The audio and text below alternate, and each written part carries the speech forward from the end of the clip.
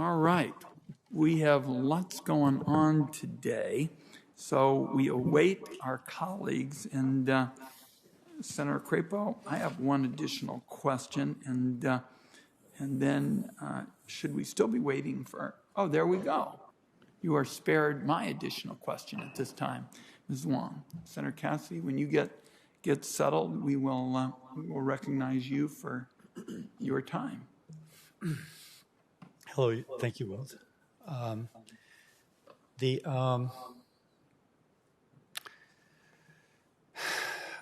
Ms. Wang, I'm not sure how specific you can be on this. Hang on. I've been listening virtually, so now I'm... Got it. But there are domestic producers that are being harmed by unfair trade. I represent a state with a lot of fisheries, particularly shrimp. And there's been allegations of dumping from India in particular as regards the my folks. What can you do to help these producers obtain the relief they are entitled to under the law? Senator Cassidy, thank you so much for this question. And given my background as a trade remedy practitioner, this is an area I care very deeply about. Giving a voice to American workers and small, medium enterprises like fisheries and seafood to find a voice in trade. If confirmed, I would work to ensure that there's rigorous enforcement of the anti-dumping countervailing duty laws against all unfair trade practices. Thank you. Now, the last administration promised to self-initiate more anti-dumping and countervailing duty cases, but only did so once.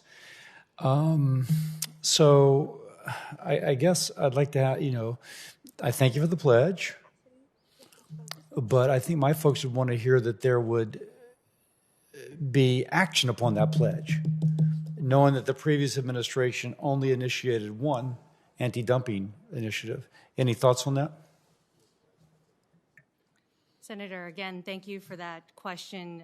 Self-initiation of anti-dumping and countervailing duty proceedings is an important issue, particularly in helping small businesses find effective trade relief, and I take that seriously.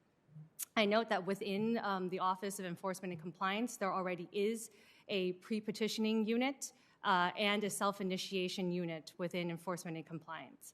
If confirmed, I would work with those units to find a way forward in helping these small businesses and American workers. Thank you. I'm told that normally only the two largest foreign producers are reviewed.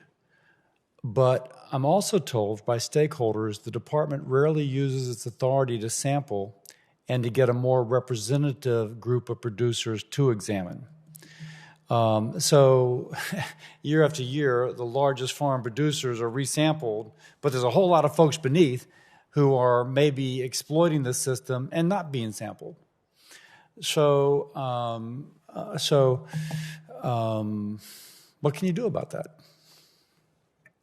Senator, thank you for that question. And I would note that the statute does not provide a preference on choosing the largest producers and exporters versus a sampling methodology based on statistically valid methodologies. So you're suggesting that Congress needs to change the law. I'm looking at my chair and my ranking so that it isn't just dictated to be the same two every year, but it be, as you said, a statistically representative sampling of all the producers sending in? Senator, thank you for allowing me to have a little bit of follow-up to that. I would note that the workload of enforcement and compliance has increased dramatically in the past few years. I would argue, though, that a statistically significant sampling would lower workload because you're not wasting time on people who know they're going to be inspected. You're actually, and so therefore you're wasting your time. You still get the complaints, you have to respond to the complaints, but you're stuck doing the two that know they're going to be busted if they are out of line. Otherwise, you have a more statistically. Again, I'm speaking to the chair and the ranking member, so I'm hoping from your lips go to their ear. Senator Cassidy, I very much appreciate the question, and I would note that these are very fact-specific findings in proceedings, and it's not always the two largest exporters are chosen in these proceedings. Commerce has used sampling in previous proceedings, and I would note that if confirmed, I would be willing to discuss with Now, you. let me ask him also, though, correct me, but I'm also under the impression that sampling has not been for, okay, if 10% of that which we sampled falls out of line, therefore we're going to extrapolate from that sample to the entire amount coming from this particular business. Rather, it has only been sent to reflect that particular amount for phytosanitary, for example. Is that correct? And if not, is that an accurate, statistically significant way to sample? Senator, I am willing to discuss this further with you. If confirmed, I'm not unsure as to the particular question you've just raised about phytosanitary measures. Okay, I yield back. Thank you. Senator Cassidy, first of all, I think you raise a very important issue, this question of sampling of foreign products sent to the United States.